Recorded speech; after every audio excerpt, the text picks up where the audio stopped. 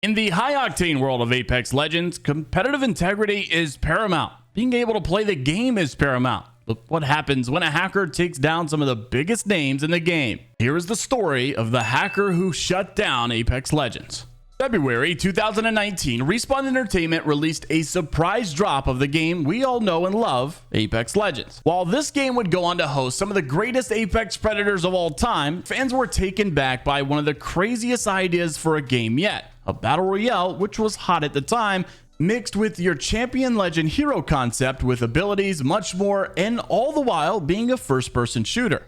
July the 4th, 2021 was supposed to be a regular day for Apex Legends players, but as soon as they logged in, they were greeted by an unexpected message, which said, visit and repost savetitanfall.com. And the only available game mode, also savetitanfall.com. And it didn't take long for fans to realize that the game had been compromised. The game's servers have been hacked. To understand the significance of this hack, we need to go back to 2014, when Respawn Entertainment released Titanfall, a groundbreaking first-person shooter that garnered a passionate fan base, and even to this day, still has a passionate fan base. Titanfall was revolutionary, combining fluid parkour mechanics with massive, powerful mechs. However, over the years, the game was plagued by cheaters. Despite the cries of the community, Respawn and Electronic Arts seemed unable or unwilling to fix these issues. Now, much of the fan outrage had a lot less to do with what had happened over the years, but more so what had happened since Apex had released. See, Respawn was still selling Titanfall 2, even having promotions, making the game much cheaper, and it was available on Origin, your EA app, and still to this day is available on Steam. While it's understandable that after many years and new games releasing, it's very likely that the development team is not working and currently helping the game. What felt like the true slap in the face for the fans was the fact that they were still making money, they were still making sales, but had no intent to actually cater to the fan base that was still there. So Respawn Entertainment and EA were still making sales on a game that was completely impossible to play, being that it was overran by cheaters. So it felt safe to say that the hack on Apex Legends was a desperate attempt to draw attention to these problems. If you visited savetitanfall.com, you'd find a manifesto accusing Respawn of neglecting Titanfall and knowingly selling this broken game. So this team was very careful to make sure that you saw the note on their website that said Respawn and Electronic Arts have the resources to fix these issues. Yet they don't, knowingly continuing to sell a game that does not work as advertised and actually doesn't work at all. So after the hackers shut down the game and no one could play, Respawn was backed into a corner, forced to make a statement. Respawn tweeted the following: "We're testing a fix now and will update when we have more confidence. Additional updates may be required. And in the meantime, we've determined that this attack, while disruptive, has not put players' personal information or accounts at risk. More updates to come as we make more progress." The hack was investigated for months, and on August 7th, 2021, the community finally got some answers. The hackers' true goal was to revive Titanfall Online, a free-to-play spin-off canceled in 2018. They allegedly needed access to the Titanfall source code to complete their project. A Titanfall community member known as Red Shield spoke with media outlets to speak on this event and said they have wanted Respawn to give them full access to Titanfall 1 servers. Their community is full of talented programmers who could fix the game and keep it alive. Despite the hackers' demands and community's plea, the true face behind the 2021 hacker remains unclear. Numerous names have been thrown around in the Titanfall communities and Discord servers, but no definitive culprit has yet to be identified. One thing is certain: Apex Legends had a significant security problem, and this wouldn't be the last time that hackers targeted Respawn and Electronic Arts, highlighting their lack of effective anti-cheat measures, which unfortunately still last today. Over 2 years had passed since the hashtag #SaveTitanfall began, and on December 12th, 2023, everything would begin to change once again. An account named Destroyer2009 was exposed for using aimbot and speed hacks in console lobbies. Surely this was just your average hacker, nothing new to the Apex Legends community.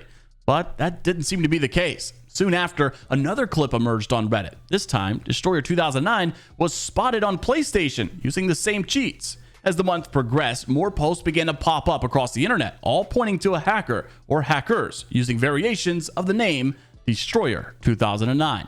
Names like FFM Destroyer2009, Destroyer2009 Real, TTV_WRUGB_Destroyer2009, and many more like this appeared. Players debated, was this one person or a coordinated group using the same moniker?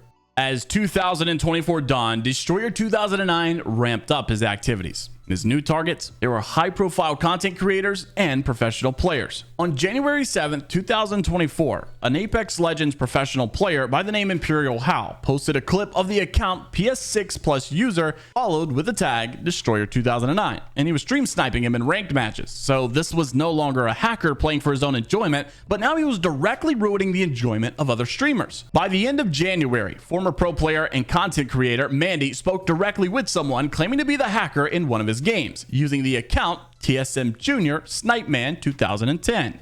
This alleged hacker confessed to having a non-cheating account as well as many accounts that he cheats with. He also admitted he was terrible without his cheats and was only about a silver rank player. He told Mandy the reasoning for these hacks, well, was to force developers to make the game better by exposing its flaws.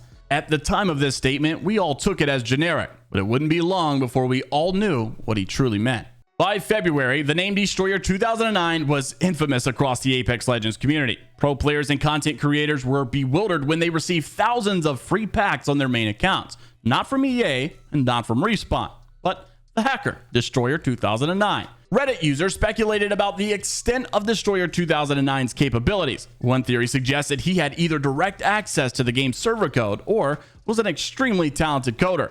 February 8th marked a new level of escalation. Destroyer 2009 began targeting pro players in ranked matches.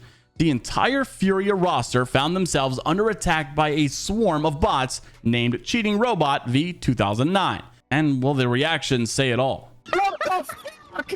Get away from me! What the fuck is happening? Ironically enough, the same day, Imperial Hal faced a horde of bots named Destroyer 2009 fans. These attacks, over 20 by the month's end, caused panic among pros and content creators alike, who feared that bot lobbies could strike at any moment. Destroyer 2009's reign of terror peaked March 18th, 2024, during the ALGS North American Regional Final. In a now viral incident, he first hacked into the account of Jen Burton, which activated cheating software live on stream. This cheating software was not only able to activate aimbot, it also showed his enemies through the walls. It had many more options, but there also began an in-game chat coming from the account of Jen Burton, which actually was none other than Destroyer 2009 taking credit for the hacks. So it was him. It was Destroyer 2009 himself hacking pro players in front of thousands during one of the most important tournaments of the year. Thousands were watching Jen Burton live. Thousands were watching the mainstream that were confused as to why the game was continually being restarted. But it wouldn't be long until the thousands turned to millions. Jen Burton was shocked, and his reaction was to leave the game and try to let his team salvage anything they could from the game to prevent any bans. The game was played out as ALGS admins and players had no idea what had just happened. Word started to spread quick on social media and throughout Twitch chats. Chaos was about to erupt, and the admins decided to count the game and continue on to the next with just this random hope that it would not happen again. But they could not have been more wrong. Midway through the next game, the Apex Pro Imperial Hal was given aimbot, as he immediately noticed while fighting. The only difference between Jen Burton and Hal is that Hal decided not to leave the game. He continued to fight kill after kill. It was apparent that Imperial Hal had aimbot, and eventually the game was ended by the admins. By this time, the event was blowing up on social media. After all, this was a tournament being played to decide who was going to qualify for the $1 million tournament for one of the biggest games in the world. Everyone was talking about it, and Twitter clips went so viral, reaching millions upon millions. Tens of millions had viewed it. And upon that, Moist Esports owner Moist Critical also made his own video, and this showed the viral Twitter and Twitch clips that gained millions of views, gaining millions himself, and everyone was on top of this. Shortly after this, the tournament was announced to be postponed by the official ALGS Twitter account and broadcast. But this was the reason for Destroyer 2009's hacks. It was, quote, to force developers to make the game better by exposing its flaws. And he just proved to millions how many flaws there really were.